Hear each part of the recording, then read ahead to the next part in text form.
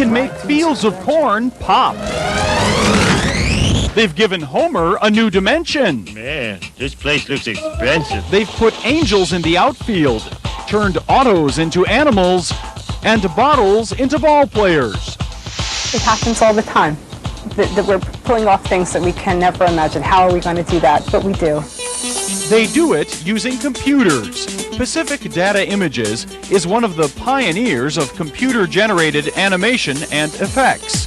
Animators used to use a mechanical model shot in various poses to bring the Pillsbury Doughboy to life. Nowadays, the chunky guy's created on computer at PDI. Who you calling chunky?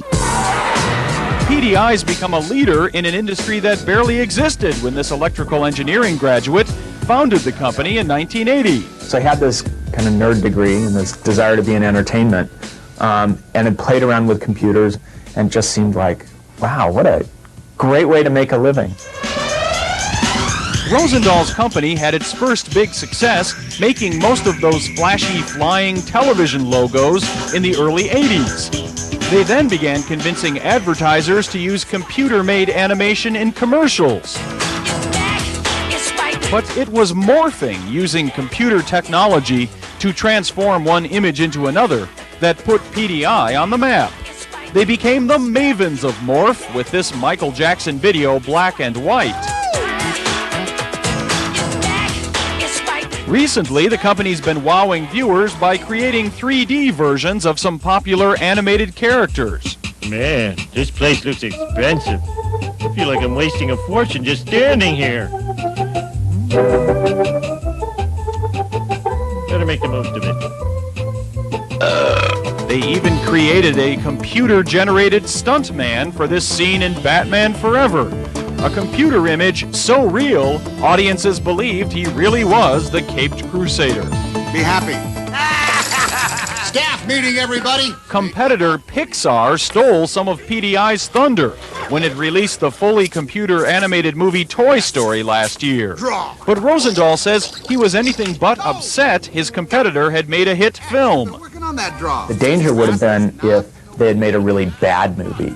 Then it would have been a really black day. But they made an incredibly great movie. And that helps everyone. It opens the doors. It awakens people in Hollywood, and it awakens, the movie-going audience to the possibilities of this medium. It's not like there was a little doughboy out there on the cart writing. What can this medium do? Well, check out this picture. The shopping cart and grocery aisle are real. The doughboy is only an image the animators created in the computer. And by adding subtle touches like some movement and shadows, he makes a doughboy you'd swear is really riding that shopping cart. Kind of make his eyes go a little smaller and give him this shape in his mouth, and very rapid movements on his hands, and be able to take his little scarf and pull it away from his body. The average person at home would have no idea this much goes into making the doughboy move. Yeah, even though he's an object that is just a piece of dough, it's a real challenge to make this piece of dough have a lot of character and come to life, and it's a lot of fun. This looks like a traditional ink drawing, but in reality, animators used the computer to create it. Nice thing about that, making changes to it is as easy as pushing a button. So that if Cassidy wants to go back and change the way a part of it looks, it's a very simple thing to do. He doesn't have to redraw or repaint every frame. From making the doughboy move more realistically to bringing a plate of salsa chips or door signs to life, computer-generated animation is showing up more and more every day.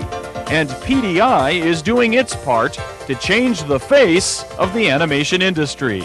It feels that significant to me. That the digital revolution is an artistic one as well, and I'm a part of that, and nothing could be more thrilling, because it really does feel revolutionary.